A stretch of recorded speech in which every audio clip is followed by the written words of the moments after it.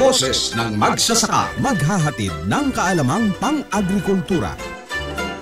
Kapaki-pakinabang sa mga magtatanim ng palay, mais, gulay, magninyog at mangingisda. Boses ng Magsasaka, ilalahad ang mga programa, proyekto at batas ng pamahalaan na maaaring pakinabangan ng magsasaka. Magsisilbing tulay ng mga ordinaryong tao upang maiparating sa pamahalaan ang mga mungkahi, hinaing at pulso ng bayan.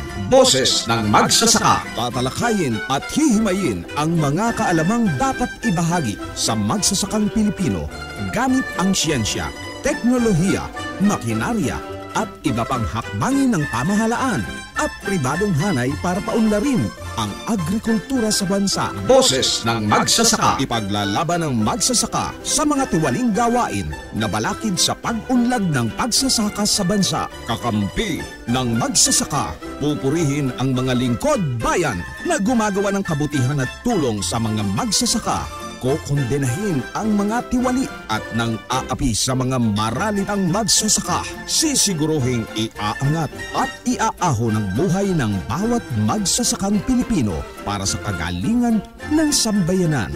Boses ng Magsasaka, handog sa inyo ng tunay na magsasakang si Silver Bonto, kasama rin si Cathy Cruz.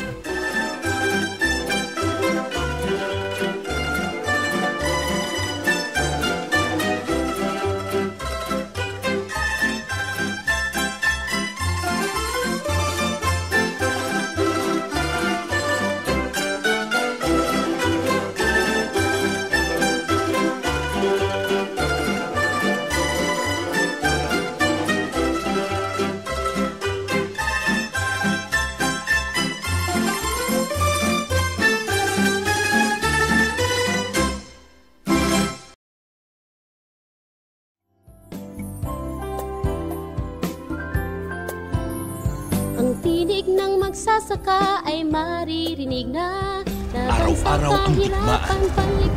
Umaga't gabi sumasabak sa laban. Dapat protektado ka outside at inside.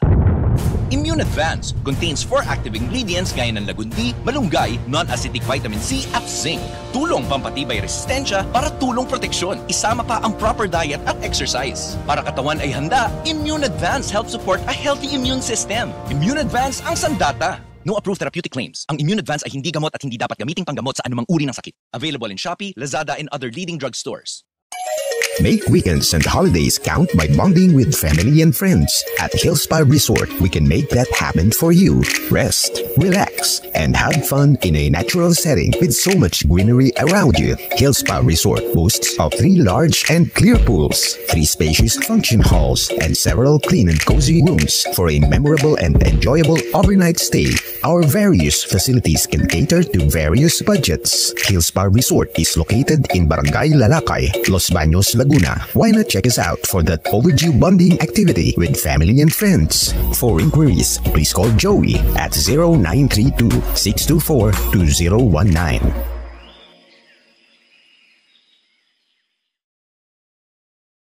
Hinahinang kakayahan, yangat ang kabuhayan, uring magsasaka, tayo ay umahon na.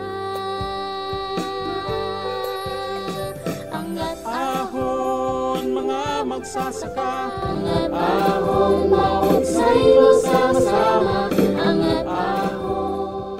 Diyos maray na aldaw sa indong gabos na makabanwa. Magandang tanghali, Pilipinas, magandang tanghali, Luzon, Visayas at Mindanao. At sa lahat po ng ating mga kababayan sa iba't ibang panig ng mundo. Welcome po sa ating palatuntunang Boses ng Magsasaka. Ito po ang inyong lingkod, Cathy Cruz, na inyo pong makakasama sa loob ng 1 oras. Sa lahat po ng ating mga masugid na tagasbaybay, maaari po kayo magpadala ng text sa 0915-258-4091 o mag-iwan po kayo ng komento sa ating mga social media pages. Siyempre, nandyan po ang Katipunan Channel o Partido KDP at siyempre, bisitahin nyo rin po ang BDT Radio Production. Mari po kayong bumisita rin lalo na no sa Twitter. Kung wala po kayong Twitter, nako maganda po. Yan po ay libre naman. Pwede po kayong mag-register dahil mas marami po kayong matutunghayan na mga balita mula sa iba't ibang panig po ng mundo. Yan po ay walang censorship, ika nga. But of course, Rumble din. Bisitahin nyo rin po kami. Well, ngayong araw pong ito ay pag-uusapan po natin ang tungkol sa ating mga sugatang sundalo, no? Kung matatandaan po ninyo, marami po tayo sa lahat ng panahon dito sa ating bansa at maging sa ibayong dagat. Talagang pagdating sa kaguluhan, ang unang-unang apektado ay ang ating pong mga kasundaluhan. Ang ating pong magiging panauhin ngayon ay nagmula sa Getulio Buenavista Guimaras at nag-aral sa Guimaras State University. Batang-bata, 13-6 na taong gulang po siya. Of course, may asawa na, hindi na po siya binata, pero biniyayaan po siya ng 3 anak na babae. Pumasok po siya sa serbisyo militar bilang enlisted personnel sa 3rd Infantry Division ng Philippine Army na nakabase po sa Camp Peralta sa Hamindan, Capiz. Tinawag siya sa aktibong tungkulin bilang opisyal ng militar noong Disyembre 2014 sa Officer Candidate School sa Camp O'Donnell, Capas, Tarlac. Alam niyo po ba na sumailalim siya sa mahigpit na pagsasanay sa Scout Ranger Training School sa 1st Scout Ranger Regiment sa Camp Texon, San Miguel, Bulacan noong 2015. Pagkatapos nun, itinalaga siya sa 62nd Division Reconnaissance Company ng 6th Infantry Division ng Philippine Army bilang platoon leader. Ang ating pong panauhin ay isang totally blind na wala ng paningin dahil sa pagsabog ng improvised explosive device o mas kilala natin bilang IED sa kanilang combat operation laban sa Bangsamoro Islamic Freedom Fighters sa Datu Salibo, Maguindanao noong Marso 2016. Siya po ang nag-viral dahil si Pangulong Rodrigo Duterte mismo ay napaiyak nang makilala ang isang batang bulag na sundalo o batang bulag na sundalo sa isang ospital ng militar noong Martes ng Agosto 2. Si Jerome Acoba ay isa lamang sa 69 na pasyente sa Armed Forces of the Philippines Medical Center na nakaharap kay Pangulong Duterte ng panahon yun. Naging emosyonal habang papalapit sa kanya ang Pangulo. Matapos siyang batiin ni Pangulong Duterte at nakipagkamay, hinila siya ng Pangulo at isang mahigpit at mahabang yakap ang ginawa ng Pangulo. Saksi ang sambayanang Pilipino habang yakap ni Pangulong Rodrigo Duterte ang nanginginig na emosyonal na sundalo, bagay na lalong nagpaantig sa Pangulo. Katulad ni Captain Acoba, maraming sundalo ang tinulungan ni Pangulong Duterte sa pamamagitan ng programa ng Department of National Defense. Ito ang kapagdaka para sa mga sundalong may kapansanan. Si Acoba ay naging program officer ng DND Kapagdaka sa loob ng 7 taon. Mula 2017 hanggang kamakailan lamang, nitong 2024 siya ay naging program officer ng DND Kapagdaka. Noong 2020 po, siya ay ginawaran bilang Best Military ng Taon ng DND. Siya po ang nagtatag at kasalukuyang chairman ng Wounded Soldiers Agriculture Cooperative. Makakasama natin ngayon, walang iba, of course, kundi si Jerome Acoba, Captain Jerome Acoba, Philippine Army. Magandang tanghali po sa inyo, Captain Jerome. Good morning, good morning. Magandang araw po sa ating lahat. Thank you for inviting me here to your program. At magandang umaga po sa lahat ng tagapanood at tagapakinig po ng inyong programa. Isang karangalan ito, Captain Jerome Acoba, na binigyan mo ako ng pagkakataong makapanayam ka. Napakatagal na, no? Nung buhat nung nangyari sa'yo ang talagang hindi inaasahan, no? Pero bago tayo pumunta doon, gusto ko munang kumustahin si Captain Jerome dahil ang tagal na panahon. 7 years kang nandyan sa DND bilang program officer, no, ng Kapagdaka. Kumusta ka ba ngayon, Jerome? Yes, ma'am. Yun po, 7 years na po ako nung January 16 dito sa DND, holding the Kapagdaka. Kapagdaka stands for Kapakanan at Gabay sa Dating Kaanyuan. Ito po yung project ng DND for Soldiers with Disability. Ako po yung itinalaga ni then Secretary Delphine Lorenzana as a program manager ng program ng DND na ito. So kasi after my 1 month after na na-discharge po ako sa Biluna last 2016, December 2016, so January 2017 nag-report na po ako sa Kapagdaka. Kaya yun po yung naging nangyari po sa akin kasi ano nga ma'am talagang actually after my 7 years sa Kapagdaka, doon ko sabi ko kung saan ako nabulag, doon pa ako nakakita Doon ko pa nakita ang totoong liwanag ng Panginoon sa buhay ko. At yung mga programa na para sa ating mga sundalong, lalo na sa ating mga sugatang sundalo, na nandyan lang pala na pwedeng ma-enhance, pwedeng mapaigting pa ang implementation. Kaya talagang nagtutok po ako doon, ma'am, kasi nung nandun ako sa platoon leader ako noon, I only commanded more or less 30 personnel kasi platoon leader lang ako noon. Ang pangarap ko lang naman sana noon ay maging CEO ako ng commanding officer ako ng aming kumpanya, which is mga more or less mga 90 to 100 personnel lang yung hinahawakan. Yun lang sana yung pangarap ko noon. Problema, hindi nga ipinagkaloob sa atin kasi nasabugan na ako 2016, nasabugan na ako March 2016. Yun pala, dito pala ako dadalhin ng Panginoon sa DND to handle the project Kapagdaka, which is 1,000 of military AFP personnel yung aking paglilingkuran pala. Kaya napakaganda ng programa ng Panginoon sa buhay ko na sabi nga sa Romans 8:28, and all things work together for good to them that love God and to them who are the called according to His purpose. So may purpose po lahat na nangyayari sa buhay natin. So ito yung purpose ko. Binulag ako ng Panginoon upang makita ang programa na ito para ma-implement ng mabuti para sa ating hindi lang sa ating mga sundalong may kapansanan, kundi sa ating mga civilian na may mga pansanan. Marami pa akong ibibida sa inyo, ma'am. 8 years na po akong bulag this coming March. So, ikikwento ko po sa inyo kung ano po yung nakita ko sa loob ng 8 taon na aking pagkabulag. Oo. Yes, ma'am. Alam mo, sa totoo lang, Captain Nacoba, Yes, isa ako sa maraming sambayan ng Pilipino na lumuhatin. Naramdaman ko yung hirap ng pagiging isang sundalo na sa panahon ng kumbaga parang hindi mo away pero ikaw yung sumasabak sa kaguluhan.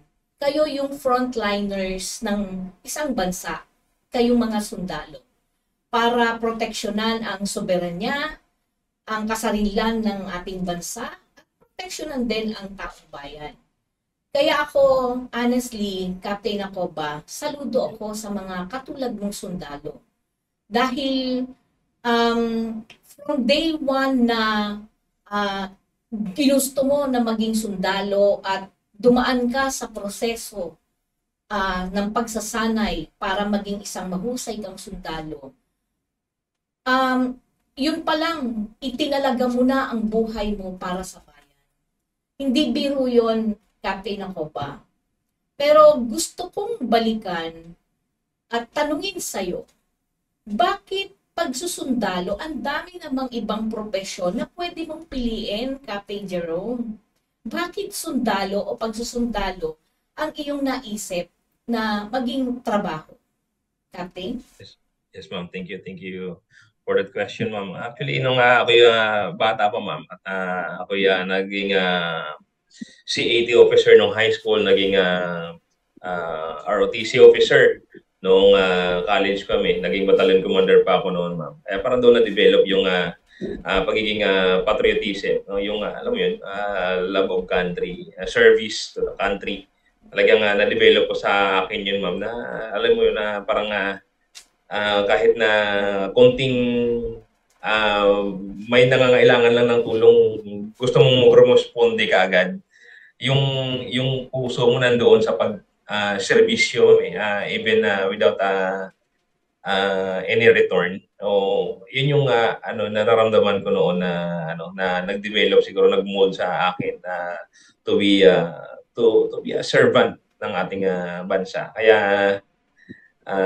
yung pag susundalo po ay na po sa akin, nakatatak na po sa akin yun. At parang nung sa ROTC days ko po kasi, ma'am, doon po na talaga na-develop yung leadership ko, yung discipline, at malaki talaga yung naging parte ng pagiging ROTC officer ko noon sa pagiging sundalo ko, kasi doon ko nakita, ma'am, yung kung gaano kahalaga ang paglilingkod, pagsiservisyo sa ating bayan. Kasi sabi nga ng presidente noon na not all, sabi ni Presidente Duterte, not all Filipinos are given the chance to die or to serve for his country.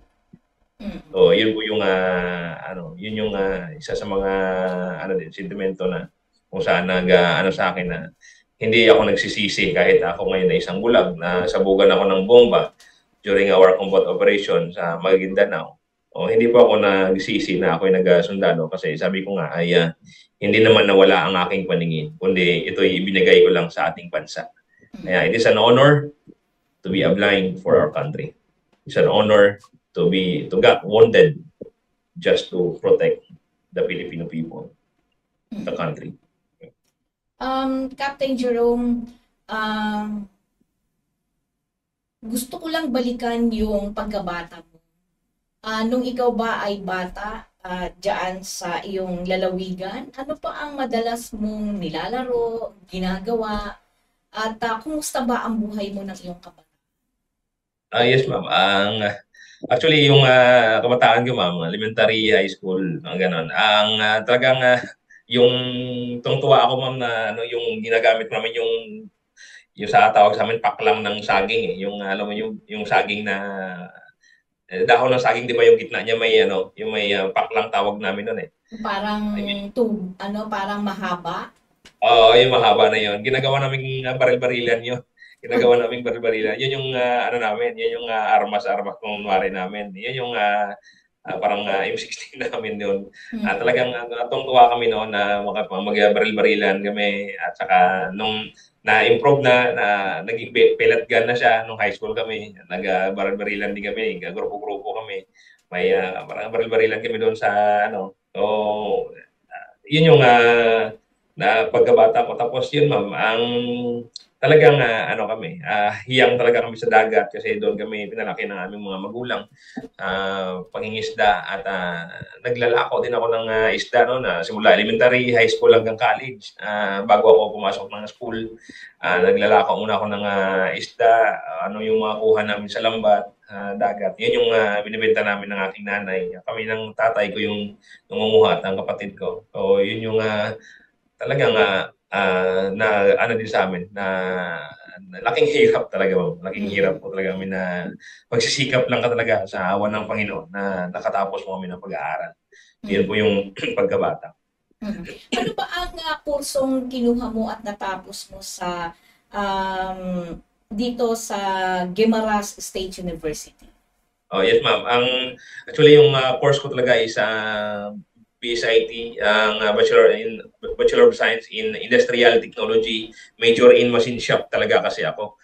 Pero sabi nga nila, BSIT major in ROTC daw ako, kasi mas marami pa akong pasok doon sa ROTC headquarters namin kaysa doon sa major ko.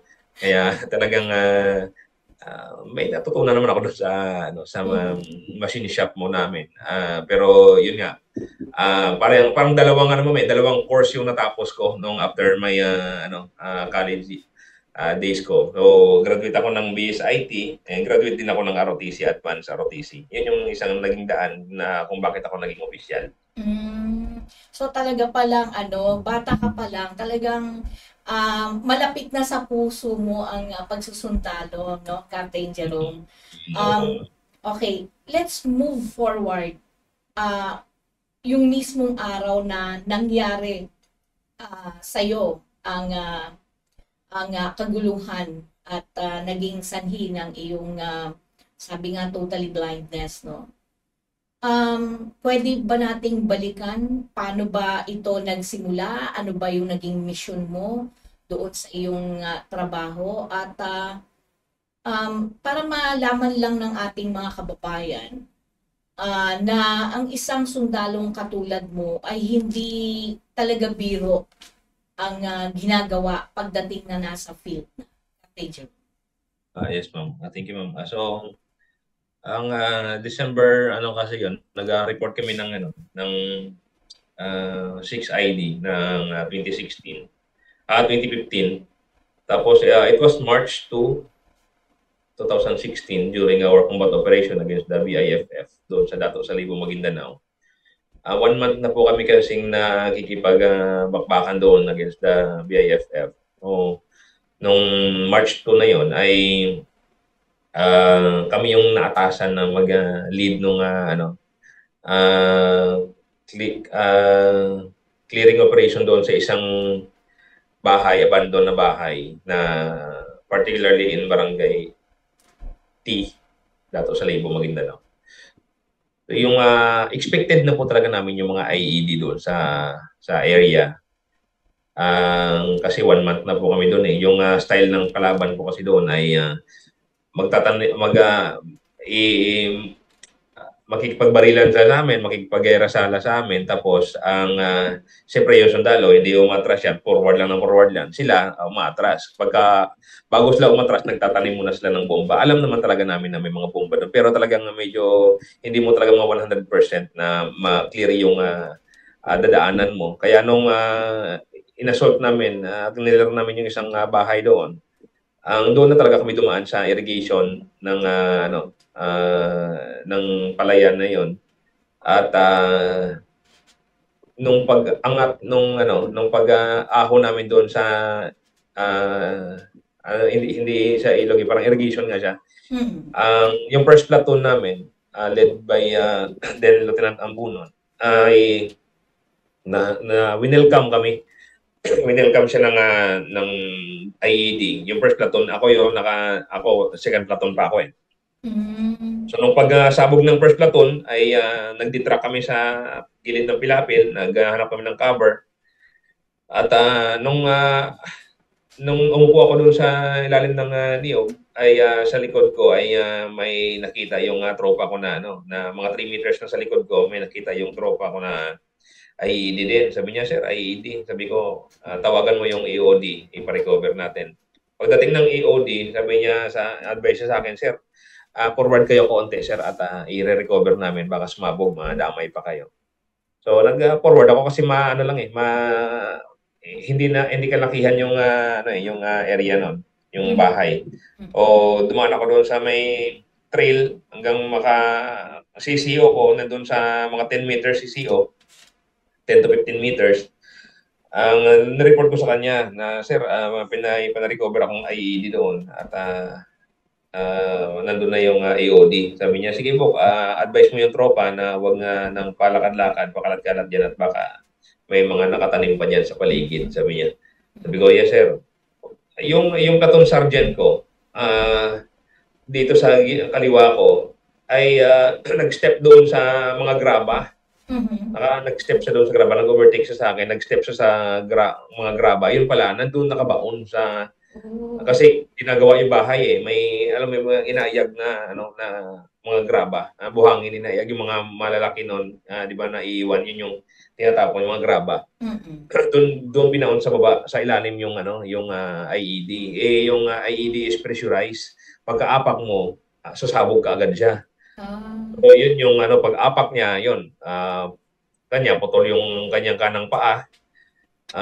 Sa akin naman nakayuko kasi ako ganoon, kaya yung talsik ng yung impact ng bomba, yun yung pumunta sa katawan ko, at saka napuruhan itong mga mata ko. Yung kanang mata ko, ma'am, ay natamaan through intro, natamaan siya ng shrapnel, kaya tinanggal na itong mata ko dito sa kanan.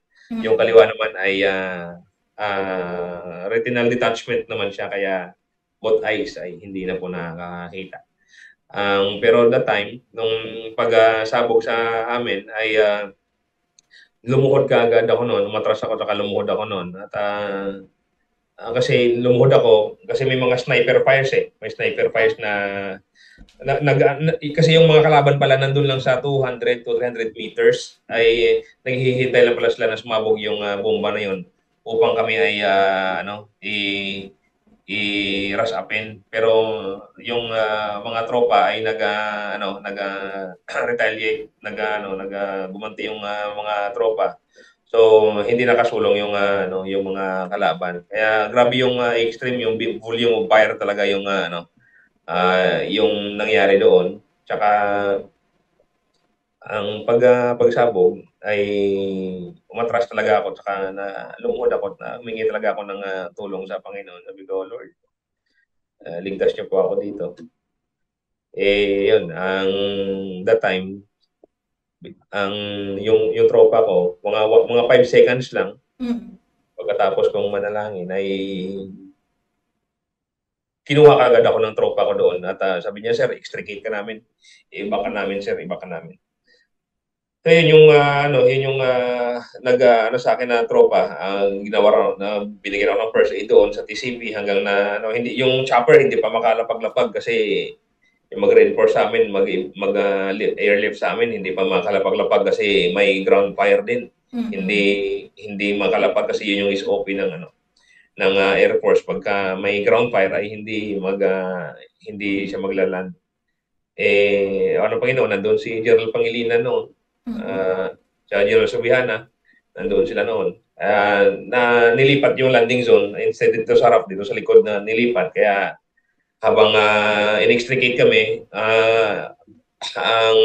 yung 105 tsaka yung mga armored natin, mga APC, armored personnel carrier natin, mga tangke, ay cover fire habang kami ay nag-extricate sa likod, hanggang makaabot kami doon sa chopper. So pagdating sa chopper, ng Panginoon, nakaabot ako sa ospital na sugatan. At least buhay ako pagdating doon sa ospital. So hindi kasi ako hindi ako nahimatay, awa ng Panginoon. Kaya narinig ko lahat ng mga nangyari doon. Kasi akala ko puwing lang yung yung mata ko, akala ko puwing lang. Hindi ko naramdaman eh. Akala ko lang talaga. Puwing lang talaga yun. Akala ko marirecover pa. Ganun na pala katindi yung tama niya. So, kumbaga, Captain Jerome, nung panahon na yon, ang akala mo puwing, pero kumbaga manhid na yung iyong parte ng mata, no? Pero Yes. Believe lang din ako sa inyo, Captain Jerome, kasi buo talaga yung loob mo. At siguro isa rin sa nakapagpaligtas sa buhay mo at sa iba pang mga kasama mo ay yung panalangin, yung Yes. talagang taus-pusong panalangin sa Diyos, Yes. yung Yeah. tiwala sa Kanya, para kasi segundo lang yun eh, Captain Jerome eh. Yes. Diba? Tama. Seconds lang yun na talagang huhugutin ka ng mga kasamahan mo. Pero ano yung sa ganyang bang labanan, kayo bang mga sundalo, napakahalaga ba ng tinatawag nating teamwork, pagmamalasakit, Captain Jerome? Yes, ma'am. Napakahalaga, ma'am, ng teamwork, camaraderie sa isang labanan. Pagka nasa labanan na kasi yung sundalo, talagang no one left behind talaga yung pagka sundalo. Hold the line talaga yung mga sundalo hanggang sa may buhay pa, hanggang may hininga pa.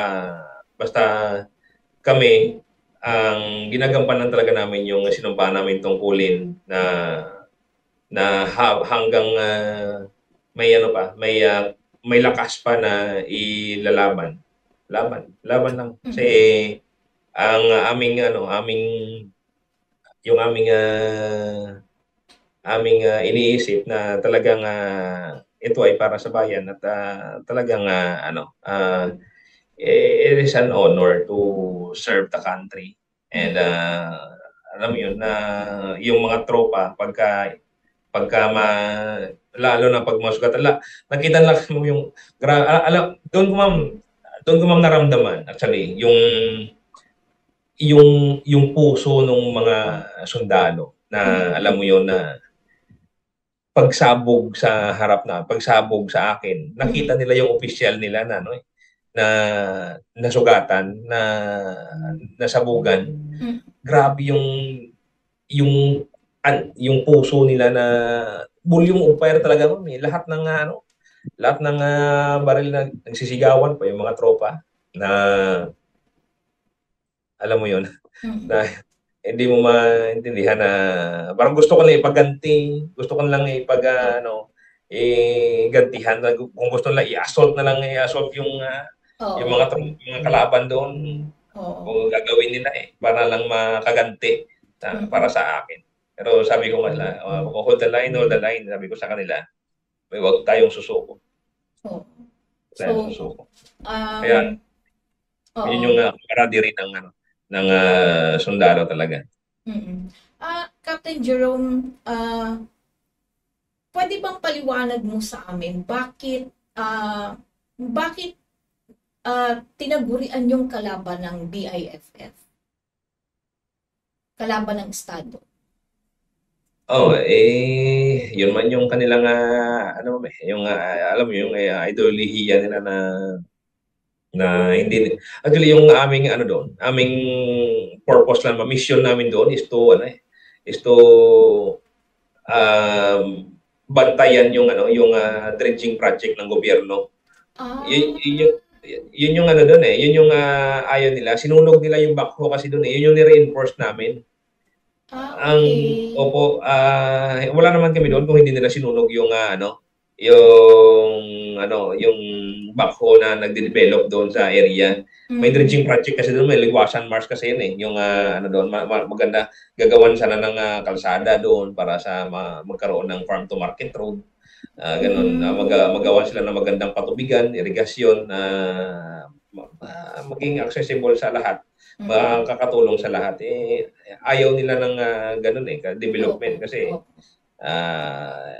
siyempre madali silang ma-interrupt doon o pasokin doon sa area nila pag may kalsada na doon.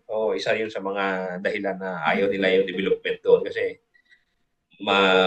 madali silang malipol o madali silang makita doon sa area. So ibig isa sa sabihin mga ideology niya na walang sabi ko walang gera na walang saysay alam mo yun, kapwa Pilipino nagkakamatayan. Marami ding nung sa operation namin na yun ay marami ding sundalo na matay at sa kanila parte din mas marami din sa kanila kasi wala silang actually kalaban-laban doon kung airstrike lang sila at saka may 105 or mga indirect fire. So talagang kawawa din talaga sila. Captain Jerome, ano ibig sabihin ng 105? Yung Howitzer yung ma'am, yung kanyon. Okay. 105 mm. Howitzer.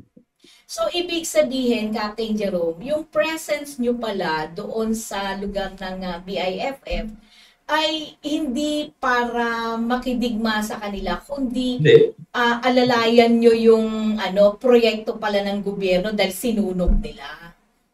Yes ma'am. Yun yung mission namin doon.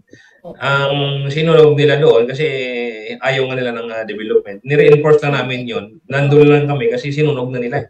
Na may nakabantay din doon na pero yun nga, tira naman nila yan mga gabi. Ganun. Yun yung kaya so makikita mo talaga hindi naman kumbaga ang mga sundalong katulad mo ay hindi talaga layuning makidigma, kundi ang Ay, layunin nyo hindi mo. lang ay talagang protektahan ang mamamayan dun sa lugar at syempre yung ari-arian ng pamahalaan, 'di ba? Yung mga proyekto na ginagawa dahil ang layunin naman ng pamahalaan sa mga ganyan ay para umunlad ang isang lugar. Lalo na yan, yung binanggit mo nga kanina, 'di ba? Captain Jerome. Pero Ito, nung actually, panahon, yes, Captain? actually, ayaw namin ng, ayaw talaga namin ng gera. We do not need, we are, hindi namin gusto na may gera. Pero we want peace. But if you want peace, prepare for war. Yun Okay. yung ano namin doon. Kasi magigera mo na yun eh. Bago kasi nandyan sila eh. Mm-mm. Kaya sana kung mga nagkakaintindihan, hindi na sana dadanak pa ng mga dugo doon sa lupa. Mm. Hindi ka ba dumating sa pagkakataon, Captain, na ako ba na ah, bakit ba kinakailangan pa nating mag-away? Parang bakit ba kinakailangan pang ganito yung mangyari? Na may mga buhay pang maaapektuhan, mamamatay, na kumbaga parang tama ba tong pinasok ko? Dumating ka ba sa ganong katanungan sa iyong Captain?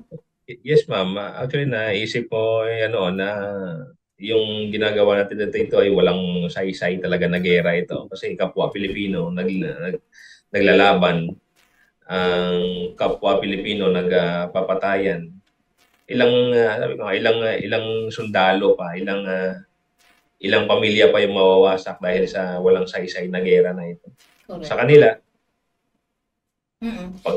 pagka mamatay din sila, siyempre may mga pamilya din yung mga yon. Alam mo Yes. walang saysay nga talaga na sila, number one, wala silang sako din doon. Ewan ko lang kung may supporter sila na Pero I think mas maganda yung amin. Okay sa amin kasi yan talaga yung trabaho namin to defend the country, to defend the Filipino people, to protect the Filipino people. Pero sa kanila, hindi naman sila armed forces eh. Mm-mm. Nag-rebelde lang talaga sila. Nagre-rebelde sila sa gobyerno. Kaya minsan hindi mo malaman kung ano ba talaga yung gusto nila. Tinutulungan naman sila ng gobyerno na magkaroon ng magandang buhay. Ayaw nila ng gano'n. Hindi ko rin matanto-tanto kung ano yung talagang kasi mula na sa hulog eh. Mula na sa hulog. But very obvious naman, Captain Acoba, no? Kasi makikita naman natin kung ano ang layunin ng mga ito. Of course, natatandaan ko noon ang yumaong chairman ng Katipunan ng Demokratikong Pilipino na si Professor Antonio Butch Valdez, no? Sabi nga niya, they are enemies of the state. Kasi ang layunin nila ay sirain ang kanyang bayan, sirain ang sambayan ang kaisipan ng sambayan ng Pilipino. May mga kamay na humahawak sa kanila na masama ang intensyon at hindi para sa kaunlaran ng bansa. Now, bilang isang sundalo, Captain Jerome, ano ang paningin mo dito sa EDCA? Yes, Captain. Yun, ma'am, yung EDCA naman po, ma'am, ay sa sarili kong pananaw, kasi siyempre, binuo yung EDCA para tayo ay magkaroon ng at least may laban din naman kahit paano. Kasi siyempre yung mga kagamitan natin dito ay kasi yung EDCA for the defense natin dito sa ating bansa kasi meron tayong mga external aggressor. So talagang may mga allied countries tayo na which is ayun nga, medyo nagiging threat nga din siya sa kalaban at sa atin din personally. Kaya talagang kung magkakaroon ng spark talaga ay talagang ano talaga ito, masusubok talaga yung ang ating kakayahan kung paano tayo makipaglaban kasi wala naman tayo din talagang sapat na kagamitan sa ngayon. Yan nga, kung yung EDCA naman ay for enhanced defense cooperation natin sa agreement natin sa Estados Unidos.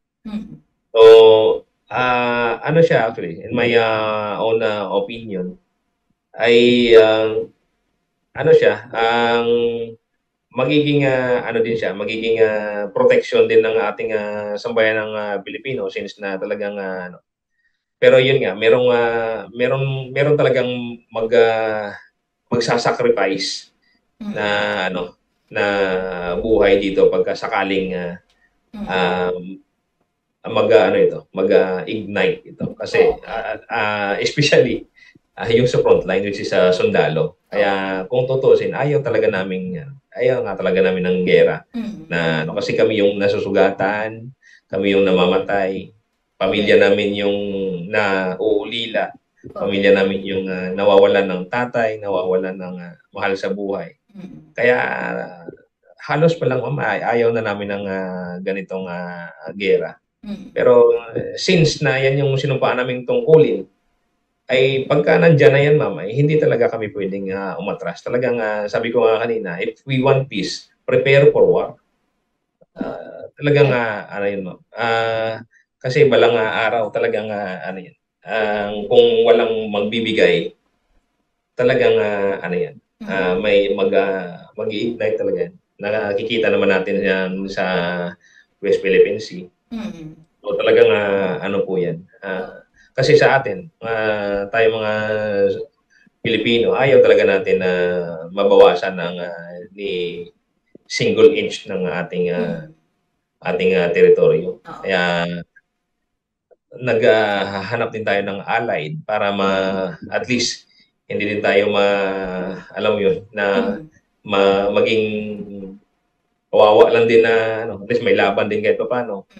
Anyway, Maging magkaroon din tayo ng laban ba na allied doon sa anyway, Captain. panahon na magiging komplikado na. Okay, Captain. Siguro magandang ibahagi ko sa iyo ang kaisipan ng governor ng Cagayan. Ayon sa kanya, hindi maganda ang EDCA, yung presensya ng sundalong Amerikano sa Philippine waters. Dahil ang katwiran niya, para bang sinasabi mo na naghahanda ka ng pakikipagdigma sa kung sino man. Let's say for example, alam naman natin at ito ay alam ng buong mundo ang girian sa pagitan ng Amerika at ng China. So, ang masakit daw, sabi ni Governor Mamba, ang collateral damage ay ang sambayan ng Pilipino.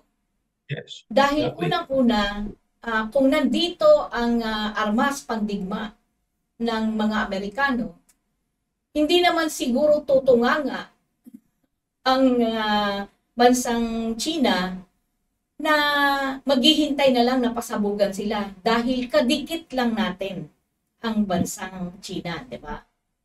So, sabi niya ganon, bakit mo, sabi ni Governor Mamba, bakit daw natin hahayaan na magsilbi tayong launching pad o mag-trigger sa bansang China ng isang digmaan na hindi naman tayo ang nagawa o ang gagawa. Pero dahil nandito sa Philippine waters natin ang mga barkong pandigma, ang mga sundalong Amerikano,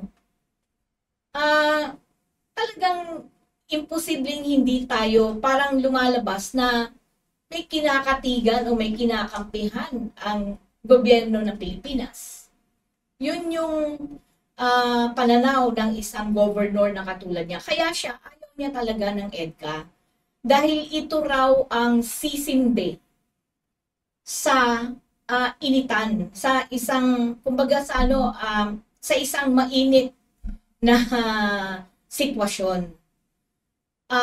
Ako bilang hindi isang sundalo, isang karaniwang Pilipino, Captain Jerome, pabor ako sa kanya eh. Pabor ako dahil unang-una, sa pakikipagdigmaan, walang panalo. Lahat yan talo. Kaya ikaw yung Amerikano, ikaw yung Chinese, ikaw yung Pilipino, o kung ano man ang nasyon mo. Sa digmaan, walang panalo. Lahat yan talo dahil mamamatayan at mamamatayan ka. So, ang sinasabi nga ng lalo na si Chairman Butch noon, nung nabubuhay pa, lagi niyang sinasabi, ang sa kasaysayan, ang bukod tanging nakapag kaisa sa nag-aawayang mga bansa sa Europa noong mga panahon na yun, o yung tinatawag nating Treaty of Westphalia, ay ang kabutihan ng bawat bansa patungo sa pag-unlad. Ekonomiya ang naging dahilan, kabuhayan at pag-unlad ang naging common denominator nila kung bakit sa matagal na panahon ay nagkaisa sila sa isang lamesa. Natigil ang digma, matagal na digmaang ito dahil sa ganong klase ng prinsipyo. At tayo, sa ating bansa, Captain Jerome, kung pinagtatalunan man natin ang isang lugar kay West Philippine Sea yan, o Borneo man yan, o whatever, parang pwede naman nating pakinabangan ng lahat ng mga karatig na bansa ang anumang lugar. Hindi ba, Captain Jerome? Sa halip na tayo ay makipagdigma, makipag-away sa kapitbahay natin, bakit hindi na lang tayo mag-usap at pakinabangan ang kung ano man pwedeng pakinabangan ng bawat isa? Sa kaisipan ng marami nating mga kababayan, minsan marami kasi ang hindi masyadong nakikita nila yung epekto. At ikaw, Captain Jerome, isa kang matibay na halimbawa na sa kahit na anong panahon, ang digmaan talagang hindi mabuti para sa lahat. At ang pagsusulong ng kapayapaan, ang tanging daan lamang niyan ay ang pagpapaunlad ng kanyang bayan. Pagpapaunlad ng bawat mamamayang Pilipino. Of course, naintindihan natin na merong mga outside forces at may mga traidor ding mga Pilipino na nandito sa atin at nakikipagsabwatan sa mga nag-iisip ng hindi maganda, di ba, Captain Jerome? At ang collateral damage, mga sundalong katulad mo na frontliner sa panahon ng digmaan, ang sabayan ng Pilipino, ang bansa natin. So, just sharing you this. Pero sa kabilang banda, usad tayo, natutuwa ako sa ginawang programa ng Department of National Defense doon sa Kapagdaka program nila. Dahil itinulak nila kayo patungo sa pagpapaunlad ng agrikultura. Pagpapaunlad ng buhay sa pamamagitan ng agrikultura. Captain Jerome, tama ba ako? Yes, ma'am. Ngayon, bilang isang nagtatag ng wounded soldiers, no? Pwede bang sabihin mo sa akin how you started at sabihin mo sa akin ano ba ang ginagawa ngayon ng mga sundalong may kapansanan para muling lumiwanag ang inyong mga buhay kasama ang inyong mga pamilya? Captain Jerome. Yes, ma'am. Thank you. Ang Wounded Soldiers Agriculture Cooperative, ma'am, was founded by a totally blind army officer. Ako po yun. At it was 2018 nang natayo po namin itong kooperatibang ito. Kasi ito po yung, kasi based on survey namin ay 70 to 80% of wounded soldiers o mga retiring military personnel ay gusto nila yung farming. Gusto nila yung they will go back to their farmland and to cultivate their land and to be a farmers eventually. So yung nakita namin, yun yung in-address namin na paano natin matutulungan ang ating mga miyembro na ano. So ito po na create namin itong Wounded Soldiers Agriculture Cooperative. Binigyan po kami ng AFP, ng DND, ng 5 hektarya under use of rock agreement between Wounded Soldiers Agriculture Cooperative, DND and AFP dyan po sa Nasugbu, Batangas. May 5 hektarya po na in-award sa amin dyan for 50 years na yun, naka-use of rock sa amin. So, dinedevelop namin ito ngayon into agro-farm tourism industry. At the same time, venue for skills and livelihood training ng ating mga sundalo may kapansanan. So, nandun din po yung aming main office. At nandun din po yung ang Agricultural Livelihood Training Center ng DND Kapagdaka na kung saan ito ay ginagamit ng mga natin na dito dadalhin yung mga sundalo natin na may kapansanan at kahit na walang mga kapansanan, if they are interested in agricultural livelihood, o tinitrain natin sila dito to be a farmer at kung paano nila mapalago, maging productive ang kanilang area doon sa pagka sila ay mag-retiro na. So prior to return in their respective units or before disability discharge, so dadaan muna sila doon sa Agricultural Livelihood Training Center upang magsanay. O yung mga mga hindi pa magre-retiro o hindi pa ma-discharge due to their disability, kinakanda naman po natin sila ng mga skills training na kailangan nila sa kanilang pagpapatuloy ng kanilang serbisyo tulad ng mga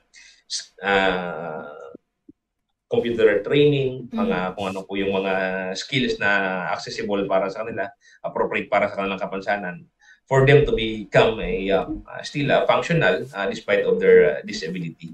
Yun yung natin ma'am sa yung Wounded Soldiers naman, ito naging katuwang ng AFP at DND as a conduit partner for the implementation of skills in livelihood training for these wounded soldiers particularly. At yung vision po kasi ng namin dito sa WSAC is to by 2028 a world-class cooperative in providing care for wounded soldiers. CARE stands for Comprehensive Adaptive Rehabilitation and Empowerment for Wounded Soldiers. So nakapaloob po dito sa CARE program namin ay yung siyempre comprehensive, kompleto siya na from psychological, physical, and emotional, and may spiritual at lahat ng mga aspeto ng buhay. Didevelop natin sila, bibigyan natin sila na maging decent din yung buhay nila balang araw na hindi sila nagmakaawa kasi siyempre they are not capable na kasi siyempre may kapansanan na. So ito yung kooperatiba na ito. Ito yung tutulong sa kanila. Kahit na retirado na sila, ay pwede pa rin silang makapag-connect o matulungan itong co-op na ito. Kasi yung sa AFP, ay maraming programa naman ng AFP para sa ating mga sundalo, yung mga active na mga sundalo. Pero pagka mag-retiro na yung sundalo, siyempre they are no longer belong to AFP. So, ano na sila, kanya-kanya na talaga kung paano sila ma-diskarte nila na magkaroon ng livelihood o ng hanap buhay after their retirement or disability discharge. Medyo special yung may special na pangangailangan itong mga sundalo nating sugatan kasi siyempre may kapansanan na. Doon tayo papasok. Yung Wounded Soldiers Agriculture Cooperative, doon yung papasok.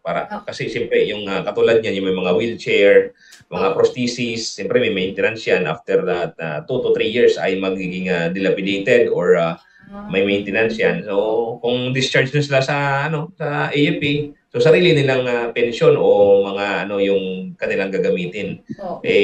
Siyempre, may mga anak sila, may nag-aaral ang anak, may asawa, tapos ang may mga maintenance pa. So, medyo kulang pa rin yung So, doon na nga papasok po yung Okay. yung ating kooperatiba ng Wounded Soldiers po natin. Okay, sa kasalukuyan, ilan ang miyembro ngayon ng Wounded Soldiers Agricultural Cooperative?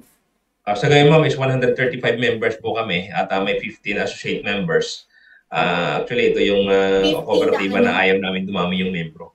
Kasi, Oo nga, kasi may kapansanan di ba? Mga sundalong may kapansanan.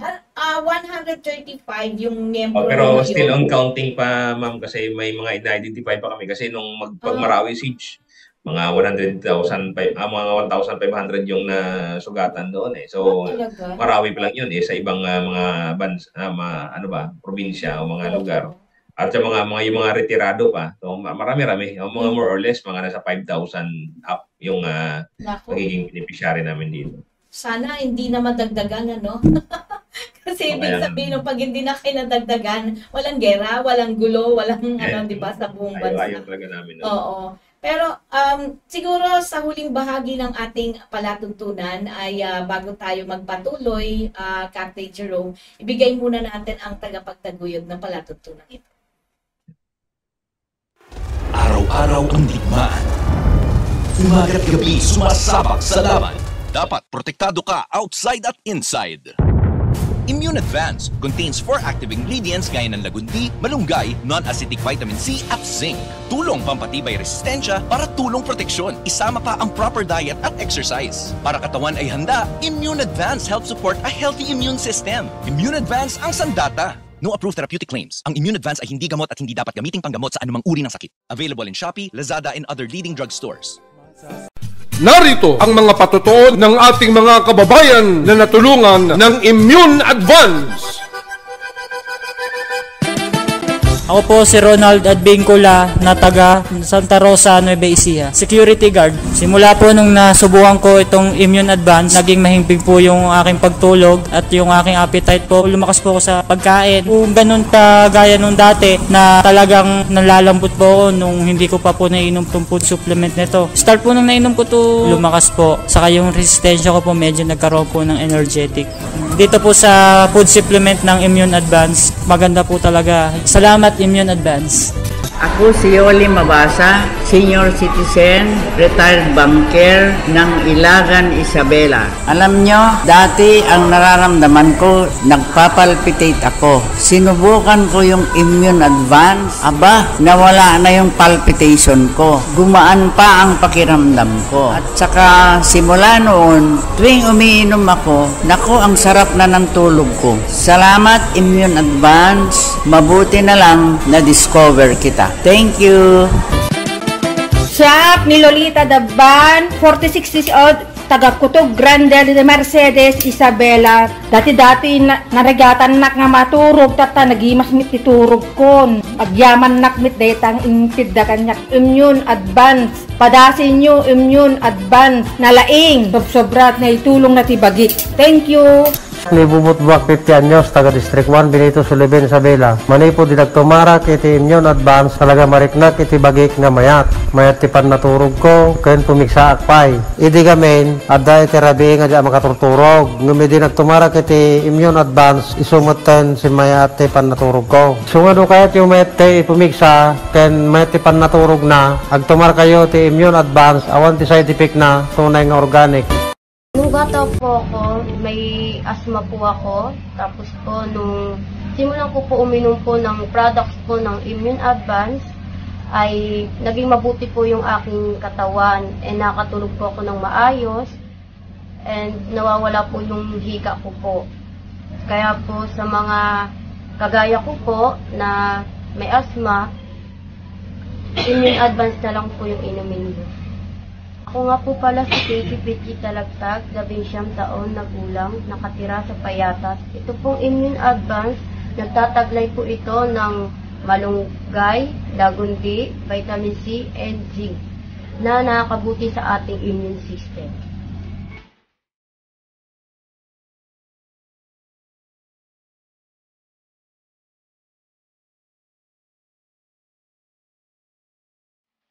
Lagundi, tiwala ako. Immune Advance, alagang totoo, alagang natural. Mabibili sa Lazada, Shopee at sa inyong mga suking parmasya, sa mga drugstore sa inyong mga lugar. Araw-araw ang digmaan. Umaga't gabi sumasabak sa laban. Dapat protektado ka outside at inside. Immune Advance contains 4 active ingredients gaya ng lagundi, malunggay, non-acidic vitamin C at zinc. Tulong pampatibay resistensya para tulong proteksyon. Isama pa ang proper diet at exercise. Para katawan ay handa, Immune Advance helps support a healthy immune system. Immune Advance ang sandata. No approved therapeutic claims. Ang Immune Advance ay hindi gamot at hindi dapat gamiting panggamot sa anumang uri ng sakit. Available in Shopee, Lazada, and other leading drugstores. Make weekends and holidays count by bonding with family and friends. At Hill Spa Resort, we can make that happen for you. Rest, relax, and have fun in a natural setting with so much greenery around you. Hill Spa Resort boasts of 3 large and clear pools, 3 spacious function halls, and several clean and cozy rooms for a memorable and enjoyable overnight stay. Our various facilities can cater to various budgets. Hill Spa Resort is located in Barangay Lalakay, Los Baños, Laguna. Why not check us out for that overdue bonding activity with family and friends? For inquiries, please call Joey at 0932-624-2019.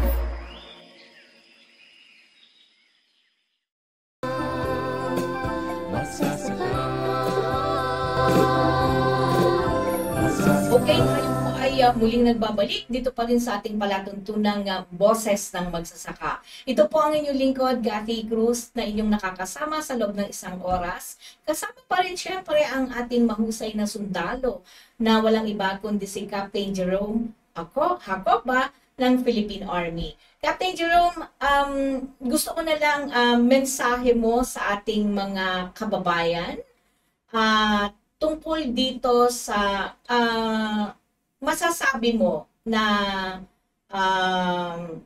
resulta, na hindi magandang resulta ng anumang kaguluhan. Go ahead, Captain Jerome. Yes, ma'am. Thank you.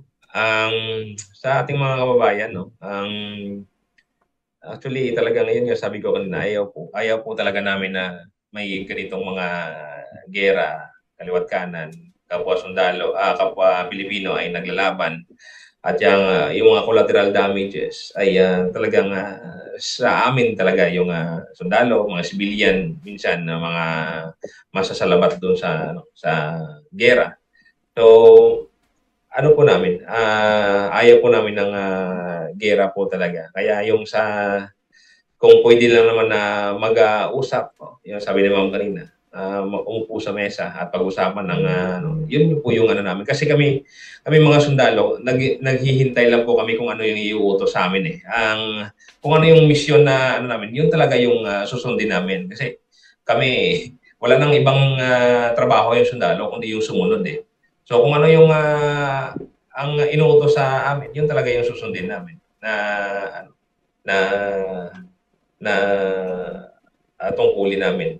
Saka sinumpa namin tungkulin na proteksyonan ang ating mga kababayan at ang ating bansa. So kung ano man yung mandato ng gobyerno, so yun po yung namin, kasi kayo yung nagpapasahod amin. Ibabalik din po namin yung pag-siservisyo po sa inyo. Ayaw namin na malagasan at ayaw din namin na meron din maging collateral damage na mga civilian.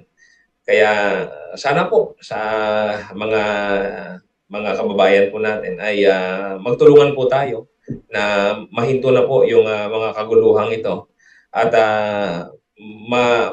wala na pong sundalo na mabubulag, wala na pong sundalo na mapuputulan ng kung anong parte ng katawan, mababawasan. At saka wala nang mawawasak na pamilya. At saka sa kabilang dako naman, sa kalaban, ay siyempre may pamilya rin po kayo.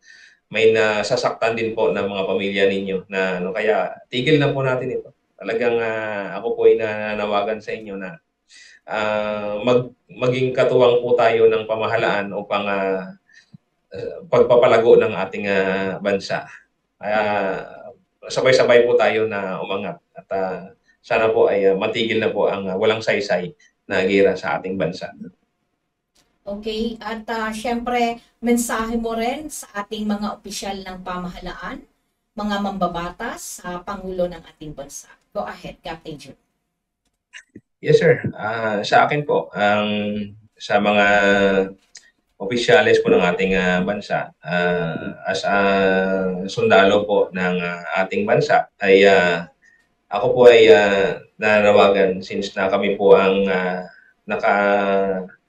naka-front doon sa labanan. Kami po ay talagang susunod lang po talaga sa inyong inyong mandato kung ano po ang inyong iuutos sa amin. Kami lang ay hamak na sundalo na tagasunod lang po ng inyong kautusan. Pero gayon pa man po ay i-ano po natin, kung pwede po na makapag ano tayo ng isang batas o makipagsundo tayo sa isang bansa o sa anuman na bansa, ay sana po pag-usapan na lang po natin kung may mga anuman po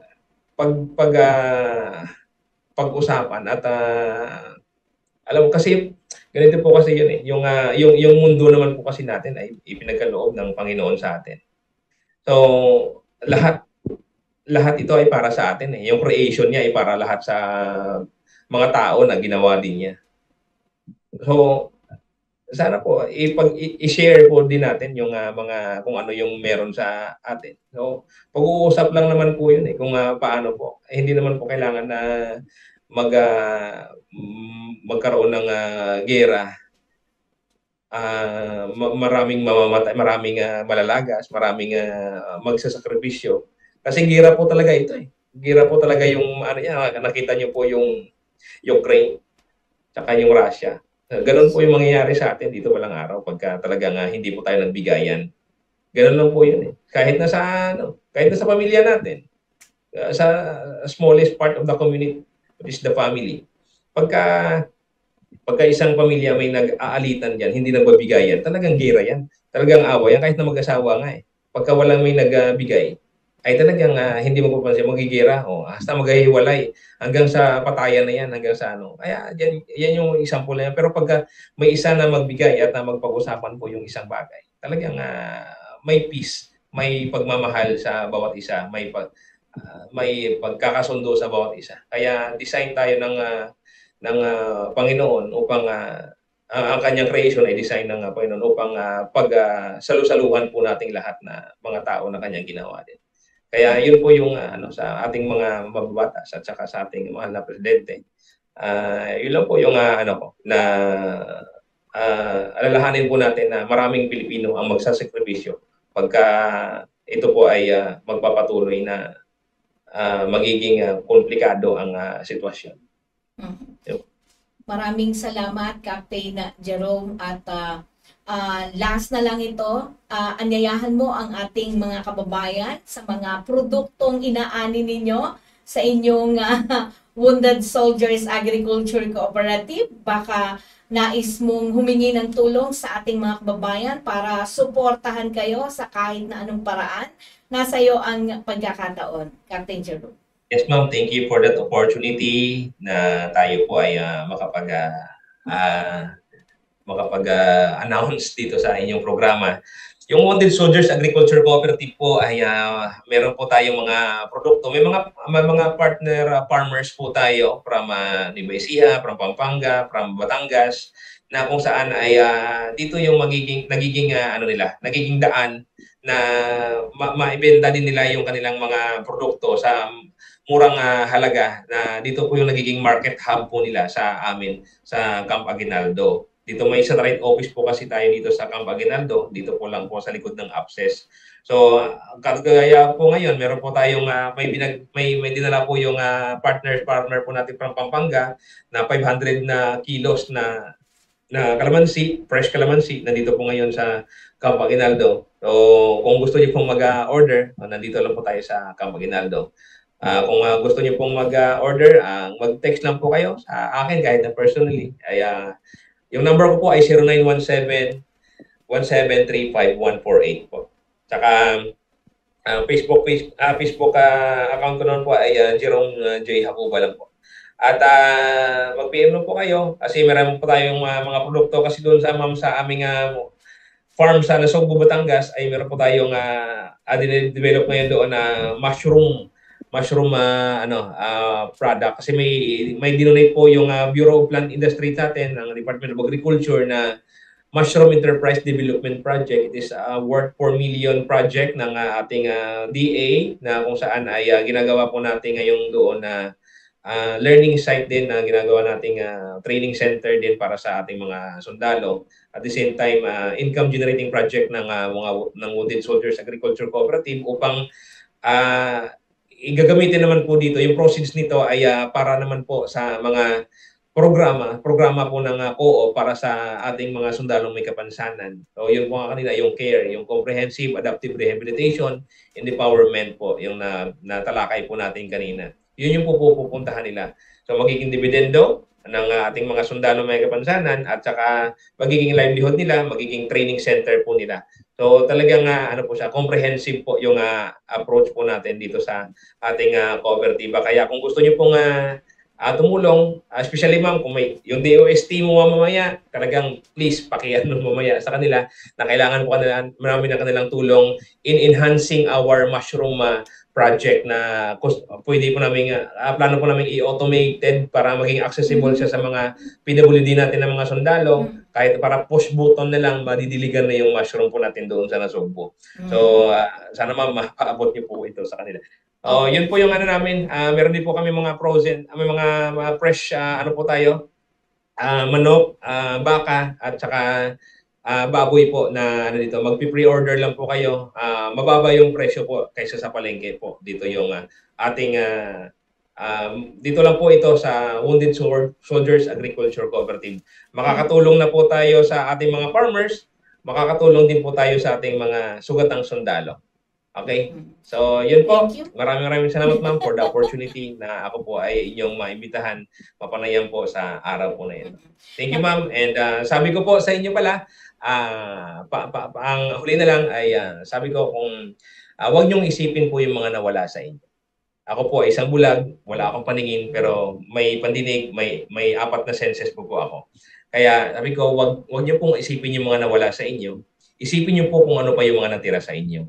Yun yung gamitin yung inspirasyon upang pagpatuloy ang buhay ninyo, pagpatuloy ang inyong serbisyo sa ating Panginoon, serbisyo sa ating bayan, at serbisyo sa ating mga kapwa na nangangailangan po sa atin. May purpose po tayo sa ating buhay at magtiwala lang po tayo sa ating Panginoon.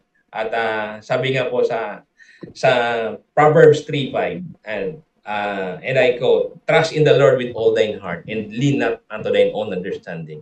In verse number 6, "In all thy ways acknowledge Him, and He shall direct our paths." So, yun lang po ma'am. And remember, our ability is stronger than our disability. To God be the glory. Maraming salamat po ma'am Kat. Amen, Captain Jerome. At pagsaludo sa mga katulad mong sundalo, Captain Jerome. At harinawa ay magtagumpay ka sa iyong mga ginagawa ngayon sa tulong at awa ng ating Panginoong Diyos. At natapos na po, magpipinig na po tayo ng ating palatuntunan, pero katulad po ng sinabi ni Captain Jerome, sa kahit na anong digmaan o kaguluhan, wala po talagang panalo, di ba?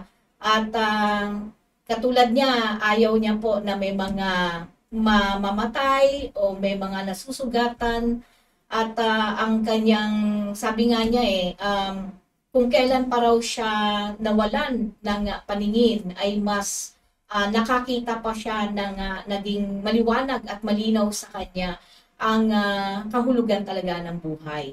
Well, sa ngalan po ng Boses ng Magsasaka, ito po ang inyong lingkod, syempre ng Katipunan Channel. Maraming salamat po sa ating technician na si Ver Archivido at sa pamunuan po ng Katipunan Channel. Hanggang sa muli po, ito po muna ang inyong lingkod, Kathy Cruz, nagpapaalam. Magandang tanghali po sa inyo. Pag-tiig ng magsasaka ay maririnig na, laban sa kahirapan, panlipunang katarungan.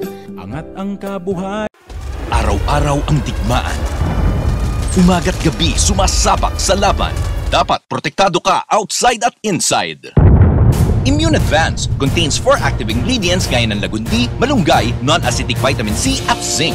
Tulong pampatibay resistensya para tulong proteksyon. Isama pa ang proper diet at exercise. Para katawan ay handa, Immune Advance helps support a healthy immune system. Immune Advance ang sandata. No approved therapeutic claims. Ang Immune Advance ay hindi gamot at hindi dapat gamiting panggamot sa anumang uri ng sakit. Available in Shopee, Lazada, and other leading drugstores.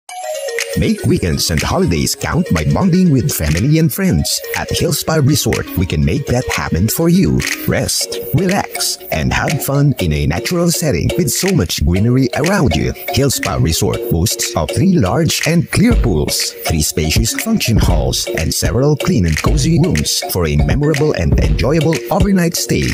Our various facilities can cater to various budgets. Hill Spa Resort is located in Barangay Lalakay, Los Baños, Laguna. Why not check us out for that overdue bonding activity with family and friends? For inquiries, please call Joey at 0932-624-2019.